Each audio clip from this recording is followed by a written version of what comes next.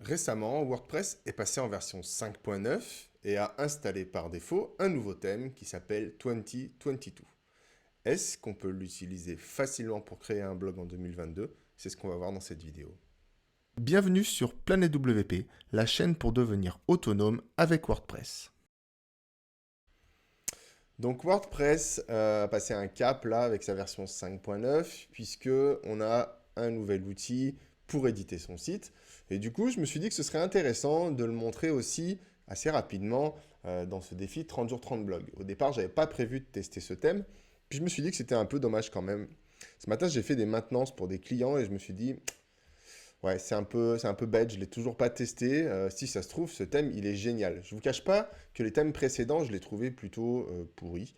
Et je déconseillais aux gens de les utiliser pour faire un blog. Je leur conseillais plein d'autres thèmes, mais pas les thèmes par défaut. Celui-là a l'air plutôt élégant, et donc on va aller le tester sur le fameux blog de démo que j'ai installé. Donc avant de commencer cette vidéo, je vous rappelle que j'ai une formation gratuite qui s'appelle Installer WordPress facilement, dans laquelle je vous apprends plein de manières pour que vous puissiez installer WordPress et commencer votre projet de blog facilement, là tout de suite maintenant.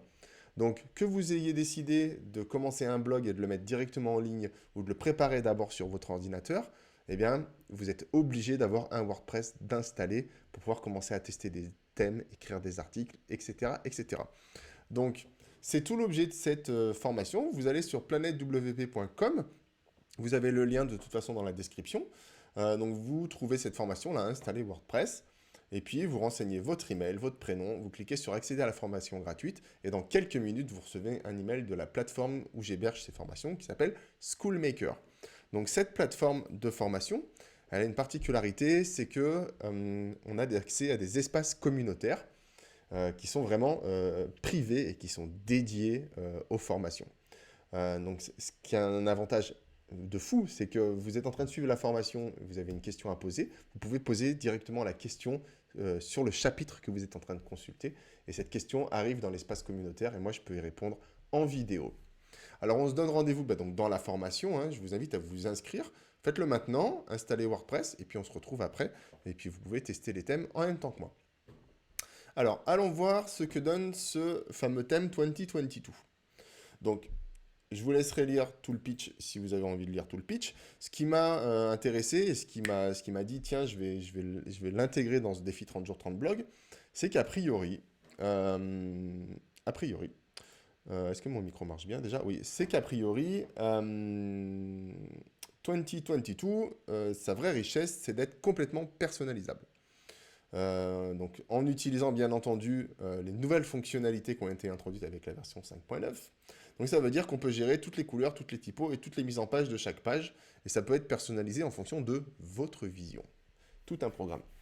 Alors ça veut dire quoi? Ça veut dire qu'a priori sur le papier, déjà ce thème, il check toutes les possibilités, enfin tous les points qui me paraissent importants de checker pour un thème. Donc alors regardez ça tout de suite, donc je l'ai activé déjà. Donc mon blog ressemble à ça par défaut.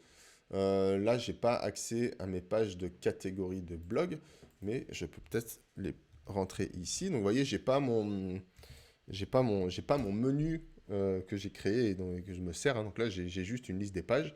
Donc les catégories blog ressemblent à ça. Donc c'est un format de liste, hein. Donc j'ai pas d'image de remplacement quand j'ai pas d'image mise en avant. Et a priori, j'ai une colonne latérale ici. Ok, bon, ben ça c'est la page d'archives et l'article de blog, lui, ressemble à ça. Alors on constate que ça charge plutôt rapidement. Alors, les typos elles sont fat, mais elles sont belles. Donc ça mériterait des ajustements, effectivement. Mais en tout cas, la lisibilité reste nickel. Donc c'est vraiment un bon point pour ça. Le site vraiment propose déjà de base tout ce qui est confortable pour que vous ayez un blog qui fonctionne. Alors allons voir ce fameux outil de personnalisation qui du coup s'appelle le Site Editor maintenant, c'est l'éditeur, vous voyez ici, j'ai plus tous les raccourcis que j'avais avant pour les menus, etc., les widgets, tout va se gérer dans cet éditeur visuel. Alors l'objet de cette formation, de cette vidéo, pardon, c'est pas de faire une formation justement complète sur le nouveau Site Editor. Si ça vous intéresse, dites-le moi, j'en ferai une. Là, c'est juste de voir ce qu'on peut personnaliser assez rapidement pour créer son blog. Alors ok, donc là je suis bien dans le site editor qui vient de se charger.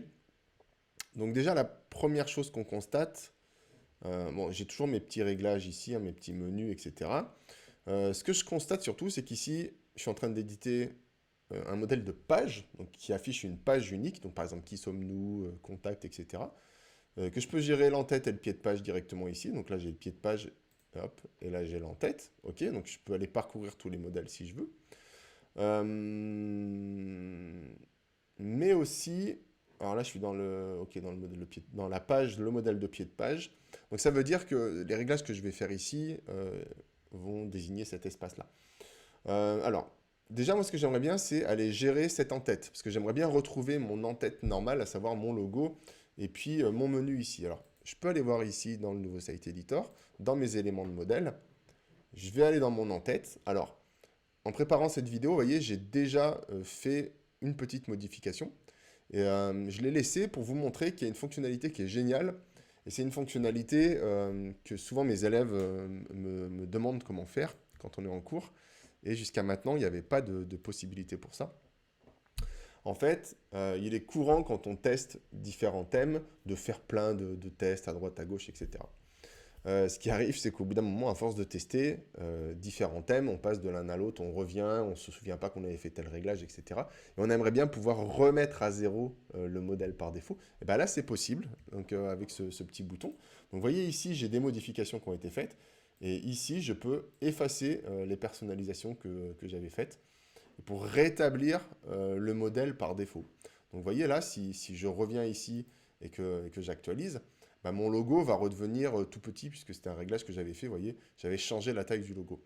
Donc ça, c'est vraiment un outil. Dans les options, on a des fonctionnalités que je disais qu'on peut mettre en avant pour les thèmes. Ça, pour moi, c'est génial puisque vous avez la possibilité de faire un reset complet d'un élément que vous avez modifié, d'un modèle. Alors, ici, je vais retourner modifier mon en-tête. Alors non, c'est pas celle-là que je voulais modifier. Donc, je vais retourner dans mes modèles. Je vais retourner modifier mon en-tête normale. OK. Donc vous voyez, hein, il y avait plusieurs modèles d'en-tête, etc. Ça mériterait, ça mériterait une formation complète, cet outil. OK. Donc là, moi, ce que je voudrais, c'est modifier la taille de mon logo. Donc ici, je vais le cliquer. Et ça va m'ouvrir toutes les options de personnalisation sur le côté. Donc là, je vais laisser le style par défaut. Vous voyez ici, je peux gérer la largeur de mon image, puisque là, c'est une image. Je peux l'utiliser comme icône du site. Alors ça, c'est un petit raccourci sympathique.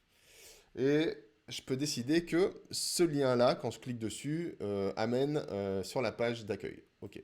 Alors là, je peux gérer la largeur. Donc je vais le mettre à 180 pixels, comme c'est souvent le cas. Et dans le même ordre d'idée, ici, je voudrais changer mon menu. Et donc, vous voyez ici, dans cet éditeur visuel, bah, j'ai plus qu'à cliquer sur mon élément de menu. Et vous voyez ici, donc, j'ai mon menu, etc. Donc, je peux gérer sa justification, son orientation, etc., etc. Et je vais pouvoir, ici, là, aller sélectionner un menu pour aller choisir dans les menus que j'ai déjà créés. Donc, bon, je vais prendre le menu principal, parce que j'avais déjà créé un menu qui s'appelait menu principal. Là, je peux enregistrer. OK, ce modèle. Et techniquement, maintenant, ce modèle va être répercuté sur tous les modèles au global sur le site. Donc, vous voyez ici, j'ai bien mon logo qui est grossi. Et là, je retrouve effectivement ma navigation habituelle pour mes catégories, etc. Donc là, vous voyez, je suis sur un article de blog. Et là, si je retourne dans la catégorie blog, et bien ici, hop, je me retrouve dans ma catégorie blog. OK.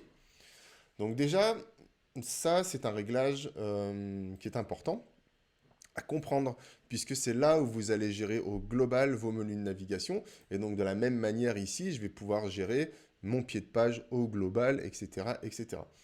Alors, on ne va pas le faire là pour ce site. Alors, vous voyez, là, ici, j'ai les modifications qui ont été faites. Mais voilà, mais pensez que du coup, maintenant, chaque élément va se gérer dans ces espaces-là, mais au global. Donc, ça veut dire que si ici, par exemple, je veux gérer, je ne sais pas moi, les couleurs de mon en-tête, eh ben, je vais avoir ici un réglage spécifique pour les couleurs de mon en-tête, avec toutes ces palettes-là, c'est-à-dire je vais pouvoir gérer la couleur du texte, je vais pouvoir gérer la couleur de l'arrière-plan, je vais pouvoir gérer les sous-menus, les couleurs, etc., etc. Alors au niveau des typographies, j'ai pas énormément de réglages, c'est-à-dire que là je vais pouvoir gérer la taille des typographies, soit ici en mettant une taille custom, soit en choisissant une taille par défaut, personnalisée. Bon, voilà, après, ici, je peux aller chercher dans mes familles de police, et puis je peux dire, ben voilà, par exemple, moi je veux qu'ici, ce soit cette police ou cette police. Là, pour l'instant, je ne peux pas gérer grand-chose, a priori, au niveau de la police. Ce qui, moi, à mon avis, est un problème, puisque dans tous les cas, on a souvent envie, en fait, d'avoir ses propres polices. Voilà, si je vais chercher une police système, qu'est-ce que ça va me dire? Ben, rien du tout, source 100, bon, ok, donc ça, c'est la police par défaut. Bon, ok, là, je peux gérer l'apparence de la police, gras, etc., etc. Donc ça veut dire que si vous voulez changer vous-même les polices les polices du thème, eh ben, il va falloir faire un petit peu de code. Bon, ok. Alors, allons voir ce que proposent les différents modèles de page. Donc, vous voyez ici, donc je peux gérer le site, je peux gérer mes modèles, mes éléments de modèle là où on y était, mais là, je vais gérer le modèle au global. Donc ici, j'ai la page qui affiche toutes les publications, la page 404. Alors ça, c'est génial de pouvoir avoir une page d'erreur personnalisée. Je peux gérer les pages, mais les modèles de pages du type qui sommes-nous, contact, etc. Nous, ça ne nous intéresse pas trop dans cette vidéo. Nous, ce qu'on veut, c'est gérer les articles et les pages d'archives. Donc la page de recherche, notez que c'est une page d'archives aussi, hein. Donc ça, on pourrait le gérer ici, hein, tout simplement. Donc j'ai les publications uniques ici. Alors on va commencer par la page d'archives. Voyons voir ce que ça donne dans cet éditeur. Donc effectivement, ça me prend bien ma navigation que j'ai modifiée il y a 2 secondes. Bon, elle s'affiche un peu bizarrement, mais c'est OK. Ici, j'ai le titre d'archive. Donc le titre d'archive, c'est catégorie blog, catégorie ici, catégorie ça. Donc ça, par exemple, je pourrais décider de l'enlever. Effectivement, donc là, vous voyez, alors je vais attendre que ça charge. Ok, donc c'est chargé. Donc là, voilà, c'est tout chargé. Donc j'ai bien, mon modèle qui a été rétabli. Ouais. J'ai bien mon en-tête ici qui est bien en place. J'ai mon titre d'archive ici. Ok. Donc vous voyez, mon en-tête, elle est un peu large. Mon titre d'archive. Je vais voir si je peux pas, tiens. Je vais l'enlever, ce titre d'archive. Vous voyez, je vais le prendre. Je vais retirer ce titre-là du template. Ok. Donc, vous voyez, je vais me retrouver comme ça. Donc là, j'ai le titre de mon article, son image mise en avant, un résumé avec un texte du lien, lire la suite, la date, etc. Donc, vous voyez, tous ces éléments-là sont positionnés comme ça. Alors, moi, ce que je peux faire, c'est dire, mais attends, si je veux une autre disposition, parce que par exemple, j'aimerais bien, je ne sais pas moi, avoir cette image mise en avant qui est avant le titre, ben, j'ai juste besoin de déplacer comme ça les éléments les uns par rapport aux autres. Par exemple, si je veux monter la date comme ça, juste sous le titre, eh ben, je peux le faire assez facilement comme ça, en faisant du glisser-déposer. Donc là, vous voyez, par exemple, si j'enregistre tout ça, donc ça m'a demandé à l'enregistrement, là, si je voulais modifier tous les modèles, etc. Donc j'ai dit oui. Hop. Si j'actualise, maintenant, ma page de catégorie va complètement changer. Vous voyez, donc j'ai plus le fameux titre de catégorie. Par contre, du coup, effectivement, ici, ça a modifié des choses. C'est-à-dire que, alors là, cet article-là n'a pas d'image mise en avant, mais regardez celui-là. L'image mise en avant est passée d'abord. Ensuite, j'ai le titre. Ensuite, j'ai la date. Ensuite, j'ai mon résumé. Alors là, j'ai pas de bouton lire la suite, vous voyez, ce qui est plutôt problématique parce que ça veut dire qu'il faut qu'on clique sur un de ces éléments. Là, vous voyez, d'ailleurs, quand on clique sur la date, ça m'emmène directement sur l'article. OK. Donc ici, vous voyez, je peux changer le texte du lien lire la suite. Il suffit juste que je clique ici, tout simplement, et que je mette le texte que je veux. Typiquement, je pourrais mettre lire la suite.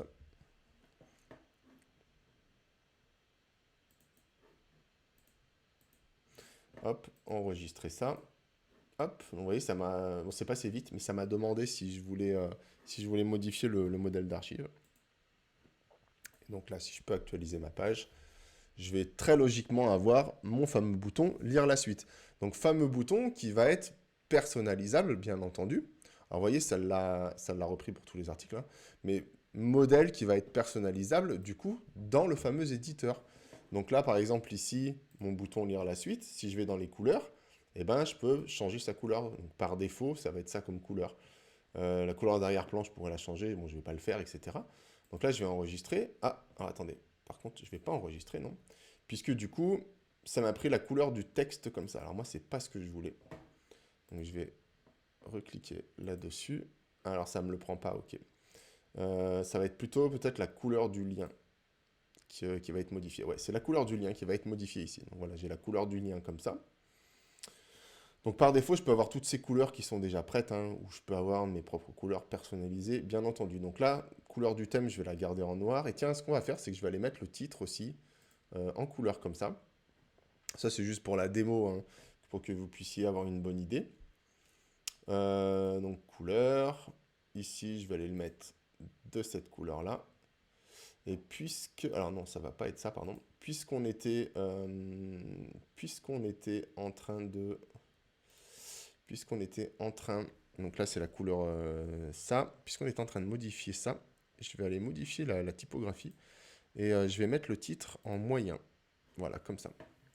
Donc ça, c'est intéressant. Et au niveau des dimensions, bah tiens, je vais vous montrer ce que ça donne. Non, je ne vais pas mettre les marges externes. Non, pas du tout. Au niveau de la taille, je vais vous montrer ce que ça donne. Je vais prendre la taille 3, par exemple. Taille 4. Ok. Je vais rester comme ça. Et puisqu'on est dans l'édition, on va aller modifier ça. Ok, donc là la taille elle est petite, mais je pourrais même la mettre encore plus petite si je veux. L'apparence c'est normal italique. Normal italique, moi je vais le mettre en léger italique, ok.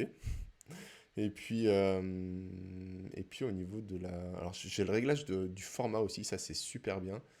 Donc là par exemple je vais mettre 17 décembre 21 comme ça, à 15h20. Et je vais changer la couleur. Je vais mettre la couleur de ce lien, parce que du coup c'est un lien. Je vais le mettre en gris. Voilà, c'est trop clair. Allez, je vais le mettre en bleu. Ça va pas avec la charte, mais je vais le mettre en bleu. Ok, comme ça vous voyez ce qui se passe. Au niveau de ce thumbnail, est-ce que je peux régler des choses? Oui, ça fait un lien vers le post. Dans Avancer, je peux ajouter des classes CSS si je veux. Bon, ok, donc là j'enregistre. Donc vous voyez, ça me dit cette modification affectera les publications qui utilisent ce modèle archive. Bah, bien entendu, je le veux. Ok. Et là, je vais enregistrer. Et donc tous mes réglages vont être pris. Donc, question personnalisation, je trouve que c'est plutôt intéressant. Puisque là, effectivement, on peut gérer les couleurs, on peut gérer un peu les typographies, etc. Par contre, j'ai toujours pas vu dans ce thème la possibilité de changer les typographies. Alors au niveau des réglages de mise en page, bah, autant vous dire que c'est cool parce que du coup vous pouvez faire quasiment ce que vous voulez, surtout que je vais vous montrer la page d'archive, je l'ai sous format de liste, mais je peux l'avoir sous format de grille. Je peux gérer les couleurs, etc. Donc ça c'est plutôt cool. Maintenant j'aimerais bien trouver où gérer mes réglages de typo. Alors ici par exemple, vous voyez, là j'ai géré la disposition à l'intérieur du modèle. Moi, ce que j'aimerais, surtout maintenant, sur mes pages d'archives, ici, c'est gérer... hop là, je suis sur le titre du site. Moi, ce que j'aimerais, c'est gérer, sur ma page d'archives, le format. Est-ce que je l'ai en grille? Est-ce que je l'ai en liste? Etc. etc. Donc là, je vais essayer d'attraper tout le groupe, ici. Hop, voir comment je peux modifier ça. J'arrive pas à sélectionner mon bloc. Alors du coup, je vais aller voir ici dans la vue en liste comme ça. Donc ça, c'est un petit tip, ça. Si vous n'arrivez pas à sélectionner le bloc, hein, moi, ce qui m'arrive souvent quand ça m'arrive d'utiliser ça, ici, je peux aller sélectionner. Donc, vous voyez, j'ai toute l'entête ici, hop.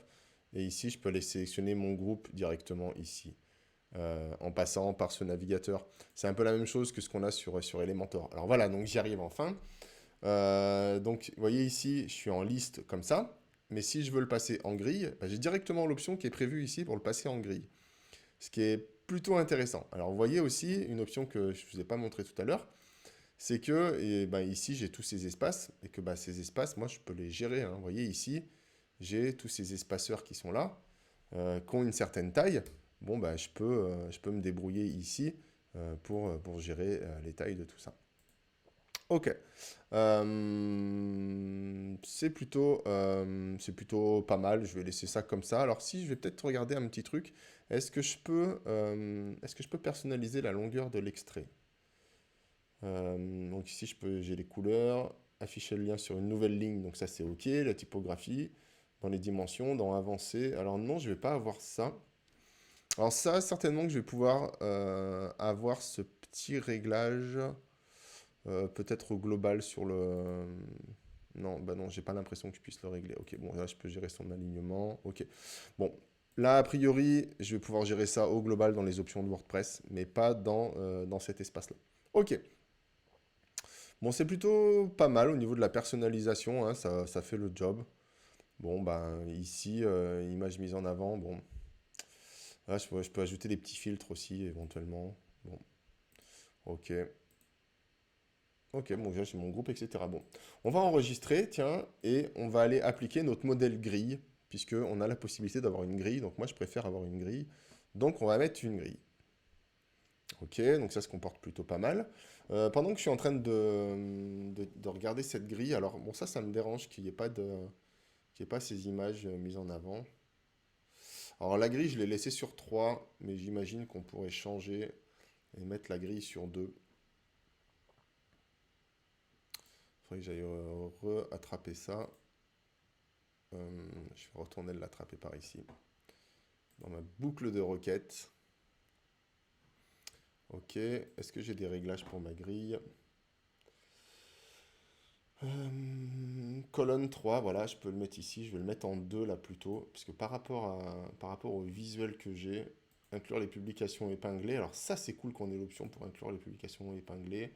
Après, je peux choisir mon élément HTML. Bon, j'hérite de la mise en page par défaut. Bon, c'est pas mal. C'est pas mal, ça fait le job. Faut prendre en main l'outil, hein, mais ça fait le job. Alors, pendant que je suis là, je vais voir si je peux pas gérer ces histoires d'espacement là quand même. Alors, je vais déjà enregistrer. Hop, mon archive d'en-tête.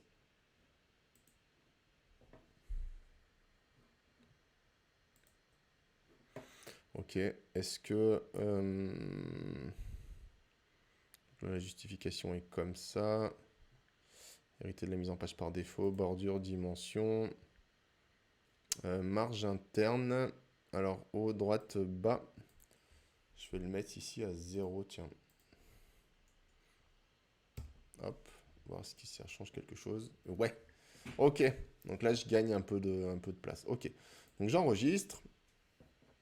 Donc c'est plutôt intéressant. Donc on va faire la même chose ici pour aller voir dans les modèles si je peux gérer de modèle de la publication unique.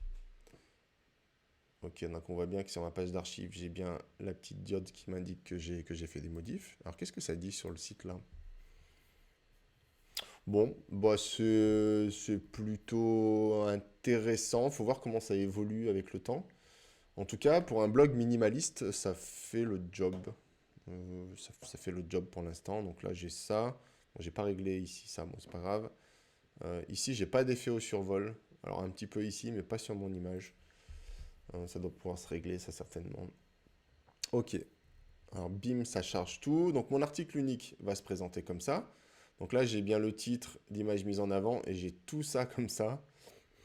Ok, et j'ai bien la date en bas par l'auteur dans mes catégories. Là, je peux laisser un commentaire.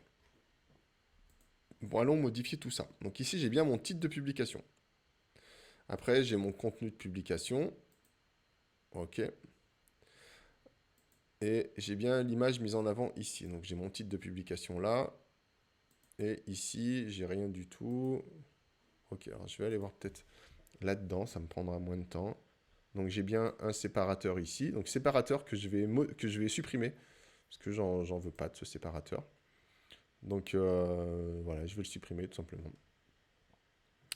Je vais cliquer ici, retirer le séparateur. Donc j'ai bien un espacement ici. Je vais le laisser cet espacement. Par contre, je vais enlever celui-là. Hop, retirer l'espacement. Vous voyez, ça se fait vraiment facilement, hein. Et toute cette zone-là, là, tout ce groupe-là, là, toute cette ligne avec la date de publication, etc.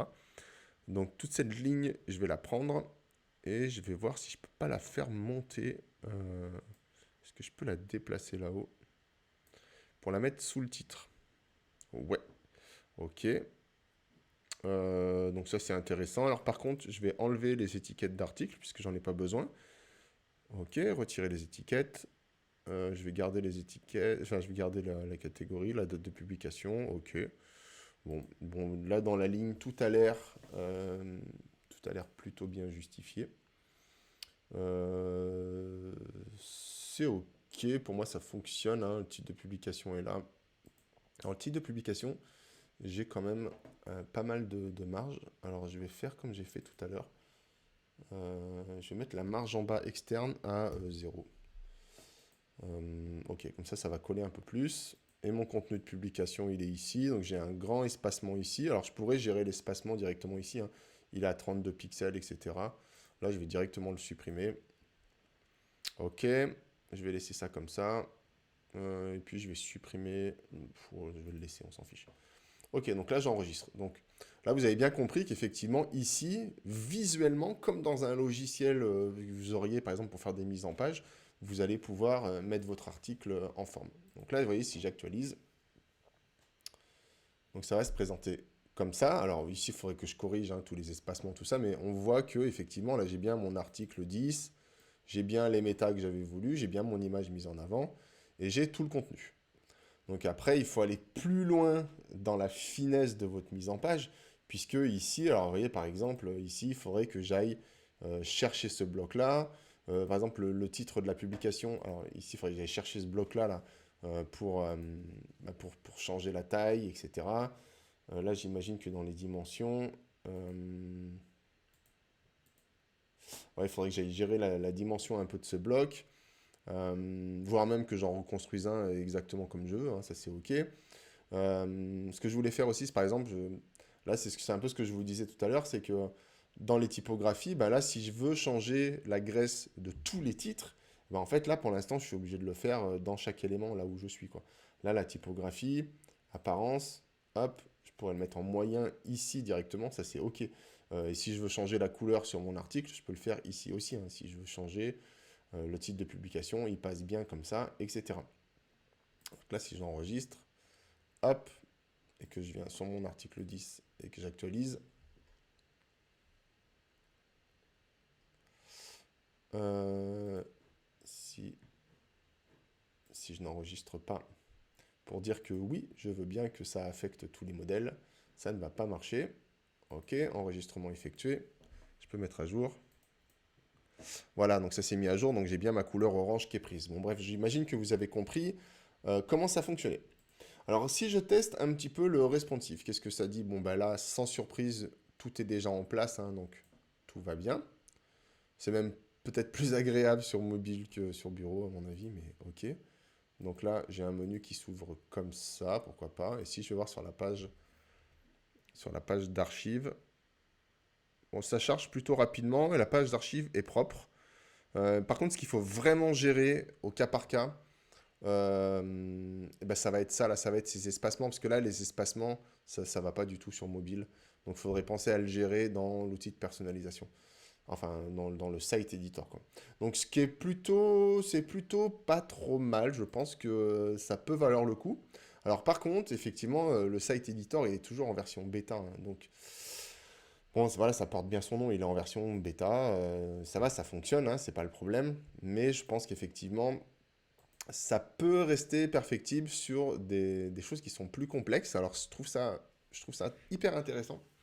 Mais à mon avis, voilà, il faut faire attention quand vous l'utiliserez. Euh, Quand vous l'utiliserez parce que ben, peut-être que, comme moi, là, vous allez galérer à choper les éléments ou des choses comme ça.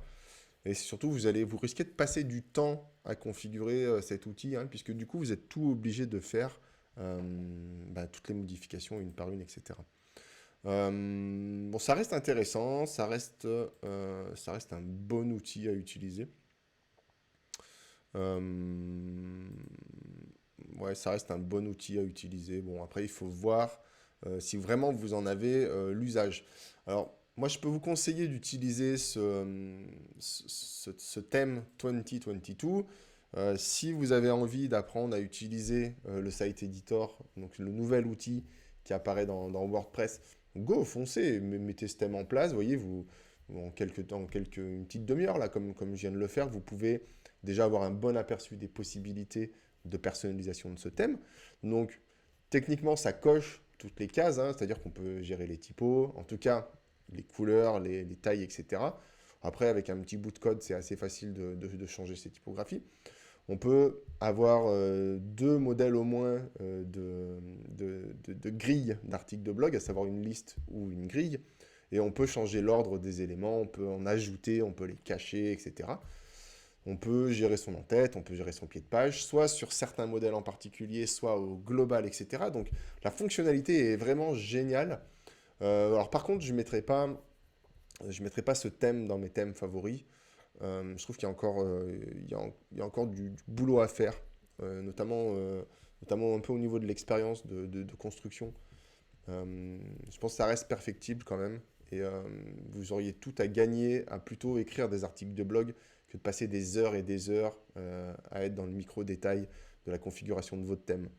Donc moi j'aurais plutôt tendance à vous conseiller, là tout de suite maintenant, après cette découverte, peut-être que je vais changer d'avis dans quelques mois, mais en tout cas, là tout de suite maintenant, avec cette découverte de 2022, j'ai plutôt tendance à vous conseiller de prendre un thème à l'ancienne, j'allais dire, de prendre un thème qui est déjà bien cadré, etc. Prenez à la limite 1 heure pour choisir un thème, profitez des options de personnalisation du thème, et puis écrivez des articles de blog, publiez, voilà, faites ce pourquoi vous avez envie de monter un blog, tout simplement. Parlez de votre passion, ce que vous voulez, mais vous, votre valeur ajoutée, c'est d'écrire des articles de blog, pas de configurer ce genre de choses. Après, si vous êtes un aficionado de WordPress, c'est intéressant de monter un petit blog en utilisant ce thème, je pense, puisque ça permet de bien comprendre vraiment jusqu'où on peut aller avec ce nouveau site editor. Voilà, c'est tout pour cette découverte. Je pense que c'était intéressant de l'insérer quand même, cette vidéo, au milieu du défi 30 jours 30 blogs. Donc voilà, je vous dis à très bientôt pour une prochaine vidéo. Et puis, pensez à vous inscrire à la formation pour installer WordPress facilement. Vous avez le lien en dessous de cette vidéo. C'est une formation gratuite. Et puis, j'ai hâte d'avoir vos questions au sein de la formation pour pouvoir y répondre. Allez, à très bientôt dans une prochaine vidéo. Merci d'avoir regardé cette vidéo jusqu'au bout. Rendez-vous sur planetwp.com pour retrouver toutes les formations dédiées à WordPress. Pensez à vous abonner et on se donne rendez-vous dans une prochaine vidéo.